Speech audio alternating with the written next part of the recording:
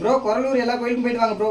பட்டுப்பட்டு செஞ்சிடும் நம்ம கோயில் ப்ரோ. பார்த்தீங்கன்னா நீங்கள் சொன்ன மாதிரி பார்த்தீங்கன்னா நம்ம கொரலூரில் வந்து ஸ்ரீ காத்தாயம்மன் கோயிலுக்கு வந்தாச்சு. ஆனால் பார்த்தீங்கன்னா கது மட்டும் பூட்டியிருக்கு, நம்ம உள்ளே போக முடியாது, பூட்டியிருக்காங்க. நம்ம வர தெரிஞ்சிச்சு இருக்கு, அதெல்லாம் கதவை பூட்டிட்டு போயிட்டாங்க.